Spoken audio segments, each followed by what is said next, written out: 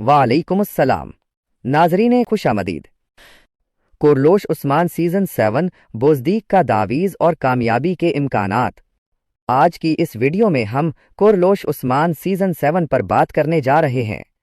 बोज़दीक का दावीज़ है कि कुरलोश उस्मान सीजन 7 तुर्किया का एक ऐसा सीजन होगा जो तुर्किया के तमाम तारीखी ड्रामों को टक्कर देगा। अब क्या बोज़दीक का ये दावीज़ सच साबित हो सकता है या नहीं?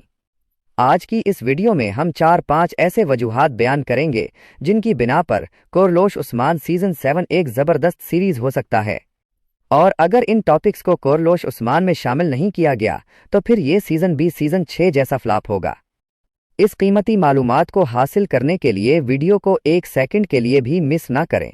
आराम से बैठ जाइए, जहां शोर ना हो, पॉपकॉर्न बिस्किट ले लीजिए और वीडियो को एंजॉय करते रहिए।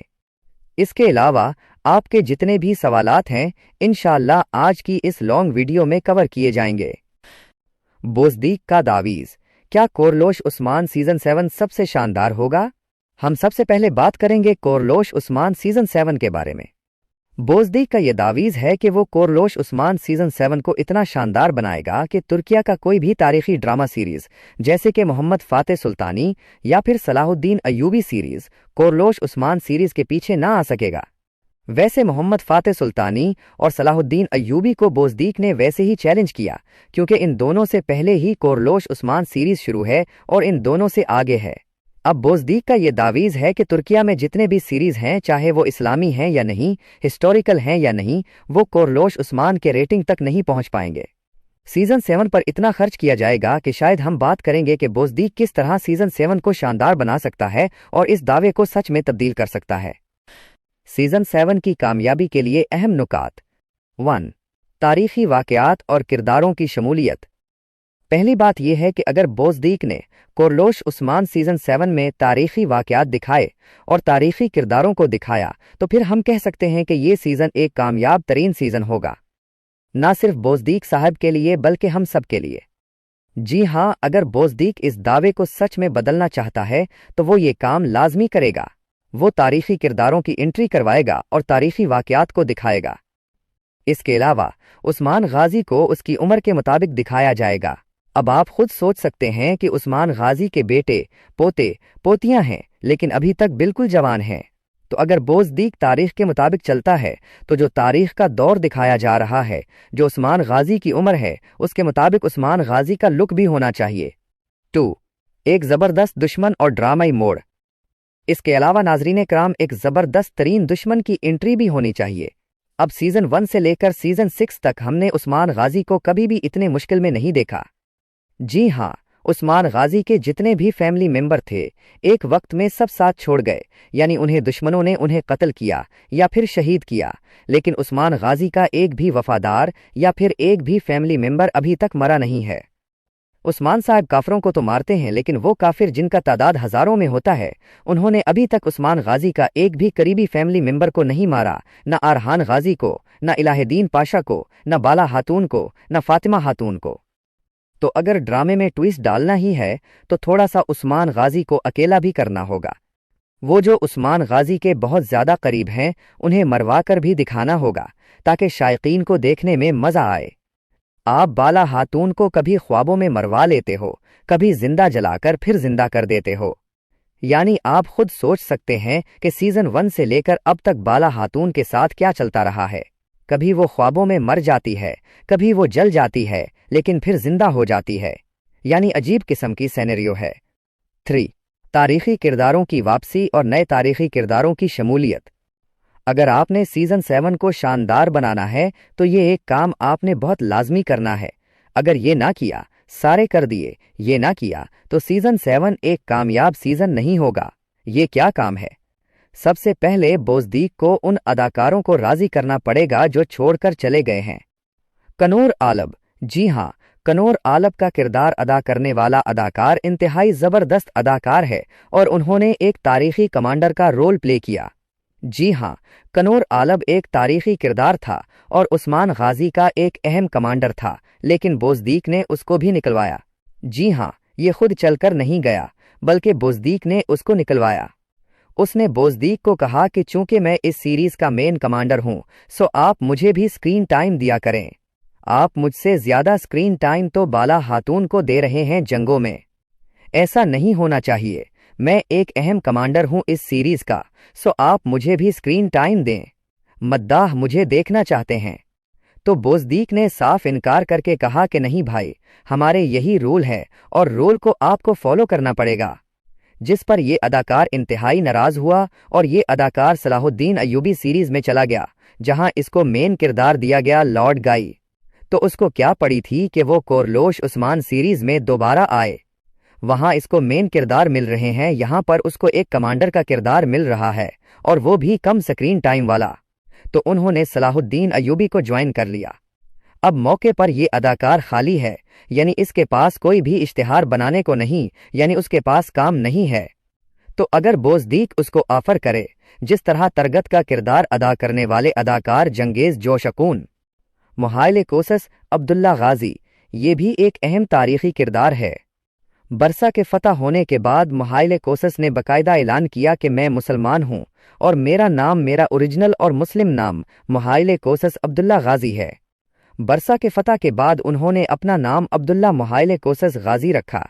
عبداللہ محائل بھی اسے کہا جاتا ہے، عبداللہ محائل کوسس غازی بھی اسے کہا جاتا ہے تاریخ میں۔ اور پھر ان کے بیٹوں نے، محائل کوسس کے بیٹوں نے سلطنت عثمانیہ کے لیے خدمات سر انجام دیں۔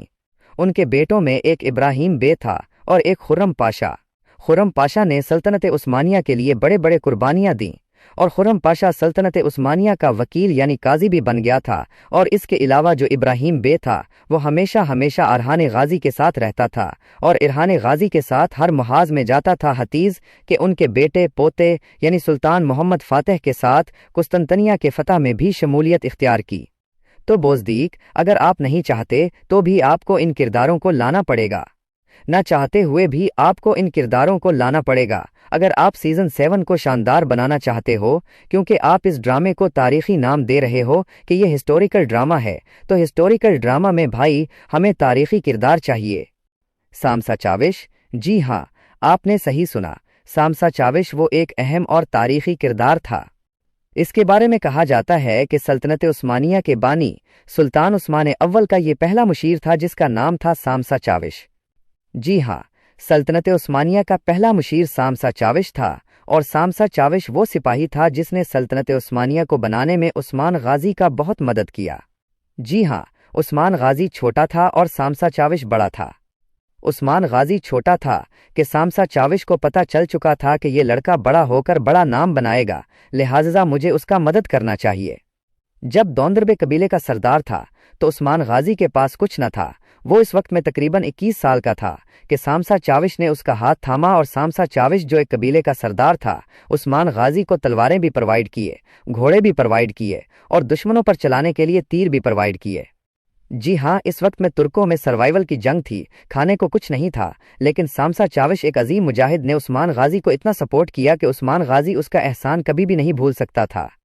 اسی لیے سلطنت عثمانیہ کا پہلا مشیر عثمان غازی نے سامسا چاوش کو بنا دیا۔ احمد آلب، تیسرا اور اہم کردار احمد آلب کا تھا۔ جی ہاں، احمد آلب ایک یتیم بچہ تھا، انتہائی چھوٹا تھا کہ اس کے والد کو اینا گول میں قیدی بنا کر لیا گیا، جہاں پر نکولا ظالم نے اسے شہید کیا، اور احمد آلب کے سامنے ہی اس کو شہید کیا۔ احمد آلب جو انتہائی چھوٹا تھا، لیکن اس کے دل میں ایک جذبہ تھا اور ایک آگ تھا جہاد لڑنے کا۔ اس کے سامنے اس کے والد کو شہید کر دیا گیا، وہ انتہائی چھوٹا تھا، لیکن انہوں نے اللہ اکبر کے نعرے لگائے، اور اس احمد آلب کو عثمان غازی نے اپنے بچوں کی طرح پالا۔ جی ہاں، جو عثمان غازی کے بچے پہنتے تھے وہ احمد آلب بھی پہنتے تھے، جو عثمان غازی کے بچے کھاتے تھے وہ احمد آلب بھی کھاتے تھے، جس طرح عثمان غازی کے بچے پڑھتے تھے اس طرح احمد آلب بھی پڑھتے تھے۔ عثمان غازی نے جس طرح جنگی تربیت اپنے بیٹوں کو دی، اسی طرح احمد آلب کو بھی دی۔ احمد آلب نے سلطنت عثمانیہ کے لیے کئی خدمات انجام دیں، حتیٰ کہ اس کے بارے میں یہ بھی مشہور ہے کہ کیلی پولی کے قریب ایک قلعہ جس کا نام اطرانوس تھا، اس کو احمد آلب نے فتح کیا تھا، اور اس طرح بے شمار قلعے جو گنے بھی نہیں جا سکتے احمد آلب نے عثمان غازی کے لیے اور سلطنت عثمانیہ کے لیے فتح کیے۔ تو اتنا اہم کردار، اتنا اہم اور تاریخی کردار اس کو ہرگز بھی نہیں بھولنا چاہیے۔ اگر سیزن 7 کو شاندار بنانا ہے تو ان تاریخی کرداروں کی انٹری کرواؤ، اور پھر آپ سیزن 7 کو شاندار بنانے میں کامیاب ہو سکتے ہو۔ 4. غیر ضروری کہانیوں سے گریز اور تاریخی واقعات پر توجہ۔ اس کے علاوہ سیزن 7 سے فضول قسم کے سٹوریاں، فضول قسم کے جو آپ رائٹر آپ نے بٹھا کے رکھے ہیں، انہیں آپ کو ہٹانا پڑے گا۔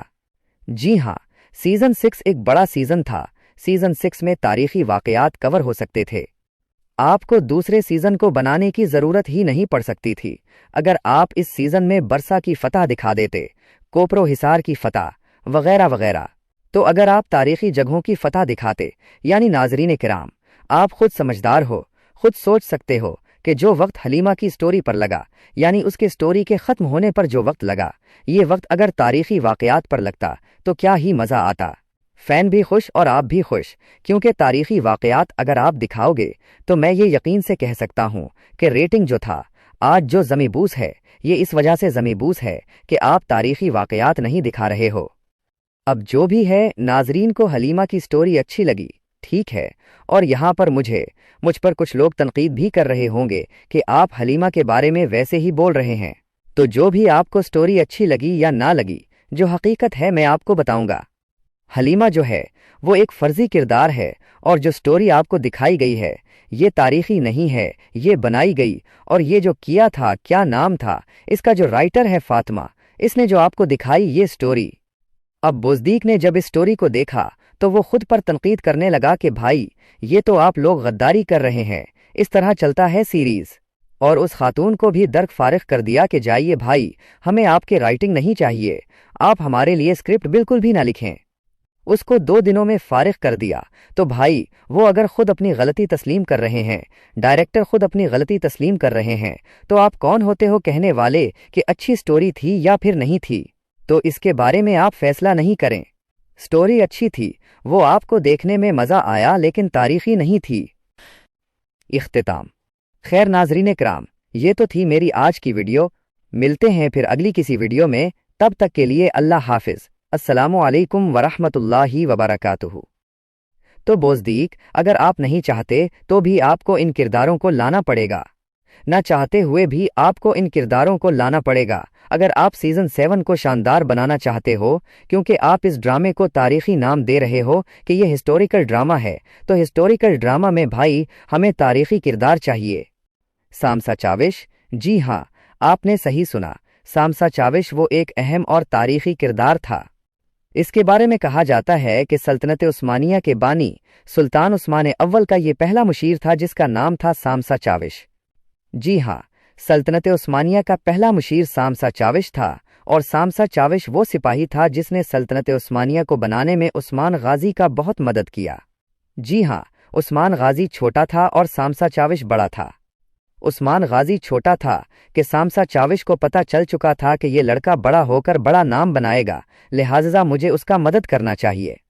جب دوندربے قبیلے کا سردار تھا تو عثمان غازی کے پاس کچھ نہ تھا، وہ اس وقت میں تقریباً 21 سال کا تھا کہ سامسا چاوش نے اس کا ہاتھ تھاما، اور سامسا چاوش جو ایک قبیلے کا سردار تھا، عثمان غازی کو تلواریں بھی پرووائڈ کیے، گھوڑے بھی پرووائڈ کیے، اور دشمنوں پر چلانے کے لیے تیر بھی پرووائڈ کیے۔ جی ہاں، اس وقت میں ترکوں میں سروائیول کی جنگ تھی، کھانے کو کچھ نہیں تھا، لیکن سامسا چاوش ایک عظیم مجاہد نے عثمان غازی کو اتنا سپورٹ کیا کہ عثمان غازی اس کا احسان کبھی بھی نہیں بھول سکتا تھا۔ اسی لیے سلطنت عثمانیہ کا پہلا مشیر عثمان غازی نے سامسا چاوش کو بنا دیا۔ احمد آلب، تیسرا اور اہم کردار احمد آلب کا تھا۔ جی ہاں، احمد آلب ایک یتیم بچہ تھا، انتہائی چھوٹا تھا کہ اس کے والد کو اینا گول میں قیدی بنا کر لیا گیا، جہاں پر نکولا ظالم نے اسے شہید کیا، اور احمد آلب کے سامنے ہی اس کو شہید کیا۔ احمد آلب جو انتہائی چھوٹا تھا، لیکن اس کے دل میں ایک جذبہ تھا اور ایک آگ تھا جہاد لڑنے کا۔ اس کے سامنے اس کے والد کو شہید کر دیا گیا، وہ انتہائی چھوٹا تھا، لیکن انہوں نے اللہ اکبر کے نعرے لگائے، اور اس احمد آلب کو عثمان غازی نے اپنے بچوں کی طرح پالا۔ جی ہاں، جو عثمان غازی کے بچے پہنتے تھے وہ احمد آلب بھی پہنتے تھے، جو عثمان غازی کے بچے کھاتے تھے وہ احمد آلب بھی کھاتے تھے، جس طرح عثمان غازی کے بچے پڑھتے تھے اس طرح احمد آلب بھی پڑھتے تھے۔ عثمان غازی نے جس طرح جنگی تربیت اپنے بیٹوں کو دی، اسی طرح احمد آلب کو بھی دی۔ احمد آلب نے سلطنت عثمانیہ کے لیے کئی خدمات انجام دیں، حتیٰ کہ اس کے بارے میں یہ بھی مشہور ہے کہ کیلی پولی کے قریب ایک قلعہ جس کا نام اترانوس تھا، اس کو احمد آلب نے فتح کیا تھا، और उस तरह बेशुमार किले जो गने भी नहीं जा सकते अहमद आलब ने उस्मान गाजी के लिए और सल्तनत उस्मानिया के लिए फतह किए। तो इतना अहम किरदार, इतना अहम और तारीखी किरदार, उसको हरगिज़ भी नहीं भूलना चाहिए। अगर सीज़न 7 को शानदार बनाना है तो इन तारीखी किरदारों की एंट्री करवाओ और फिर आप सीज़न 7 को शानदार बनाने में कामयाब हो सकते हो। 4. गैर ज़रूरी कहानियों से गुरेज और तारीखी वाक़यात पर तवज्जो। इसके अलावा सीज़न 7 से फजूल किस्म के स्टोरियाँ, फजूल किस्म के जो आप राइटर आपने बिठा के रखे हैं, उन्हें आपको हटाना पड़ेगा। जी हाँ, सीज़न 6 एक बड़ा सीज़न था। सीज़न 6 में तारीखी वाक़यात कवर हो सकते थे। आपको दूसरे सीज़न को बनाने की ज़रूरत ही नहीं पड़ सकती थी अगर आप इस सीज़न में बरसा की फतह दिखा देते, कोपरो हिसार की फतह वगैरह वगैरह। तो अगर आप तारीखी जगहों की फतह दिखाते, यानी नाज़रीन किराम, आप खुद समझदार हो, खुद सोच सकते हो कि जो वक्त हलीमा की स्टोरी पर लगा, यानी उसके स्टोरी के ख़त्म होने पर जो वक्त लगा, ये वक्त अगर तारीखी वाक़यात पर लगता तो क्या ही मज़ा आता। फ़ैन भी खुश और आप भी खुश, क्योंकि तारीखी वाक़यात अगर आप दिखाओगे तो मैं ये यकीन से कह सकता हूँ कि रेटिंग जो था आज जो ज़मीबूस है, ये इस वजह से ज़मीबूस है कि आप तारीखी वाक़यात नहीं दिखा रहे हो। अब जो भी है, नाजरीन को हलीमा की स्टोरी अच्छी लगी, ठीक है, और यहाँ पर मुझ पर कुछ लोग तनकीद भी कर रहे होंगे कि आप हलीमा के बारे में वैसे ही बोल रहे हैं। तो जो भी आपको स्टोरी अच्छी लगी या ना लगी, जो हकीकत है मैं आपको बताऊंगा। हलीमा जो है वो एक फर्जी किरदार है, और जो स्टोरी आपको दिखाई गई है ये तारीखी नहीं है, ये बनाई गई। और ये जो किया था, क्या नाम था इसका, जो राइटर है फातिमा, इसने जो आपको दिखाई ये स्टोरी। अब बुज़दीक ने जब इस स्टोरी को देखा तो वो खुद पर तनकीद करने लगा कि भाई ये तो आप लोग गद्दारी कर रहे हैं, इस तरह चलता है सीरीज़। और उस खातून को भी दर्क फारिग कर दिया कि जाइए भाई, हमें आपके राइटिंग नहीं चाहिए, आप हमारे लिए स्क्रिप्ट बिल्कुल भी ना लिखें। उसको 2 दिनों में फारिग कर दिया। तो भाई वो अगर खुद अपनी गलती तस्लीम कर रहे हैं, डायरेक्टर खुद अपनी गलती तस्लीम कर रहे हैं, तो आप कौन होते हो कहने वाले कि अच्छी स्टोरी थी या फिर नहीं थी। तो इसके बारे में आप फैसला नहीं करें। स्टोरी अच्छी थी, वो आपको